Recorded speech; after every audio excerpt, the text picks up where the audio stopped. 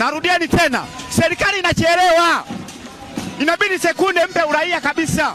Na jina asitwa Gamondi, aitwa Biarugaba. Na akapewa kaishi Bukoba kule, akaenda akakae moja kwa moja. Najifunza Gamondi sio Marekani tena, ni Mtanzania. Na kama vipi nini huyu Gamondi? Hao wa Tanzania 4 azae nao ili tukipata vile vitoto vile kocha kama yeye. Huu ni shida. Vile vichwa. Vile vichwa. Unafikiri bila Gamondi tungefika hapo? Huyu Gamondi nilikuwa naiomba serikali aende kule Geita. Chukue dhahabu kubwa kama tofali la bloko. Mkabidhi. Sisi tunasema tumeshinda. Gamondi kambomoa Moroko, wakaleta ufitina. Wallahi wa bilahi. Tainda Taifa Star wewe. Hii ndio Taifa Star tulikuwa tunaitaka. Taifa Star ya zamani ilikuwa inafanya haya. Hamna. Taifa Star ya zamani ilikuwa ni hatuielewi sana. Lakini sasa hivi Taifa Star imefanyaje? Tunaielewa. Usawa huu mama. Leo hii sisi tumekuja kwa wingi hapa. Kuja kwenye uwanja wa ndege kwa ajili ya kuisapoti timu yetu, kuja kuipokea timu yetu.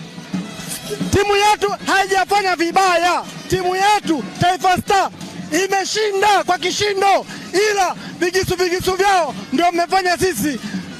Tumefanya hapa, tunafurahi kwa yangu kubwa sana. Mimi kama Sako Simba, mimi nasema namuomba Mama Samia Suluhu Hassan awaambie watumishi wa chini hawa wa uhamiaji wampe Gamondi uraia wa Tanzania.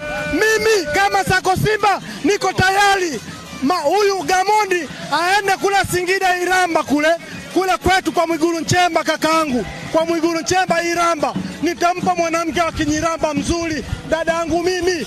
Huyu Gamondi nitampa dadangu mimi wa Kinyiramba mzuri kule kwa waziri mkuu, kwa kakaangu nyumbani kwetu Singida Iramba.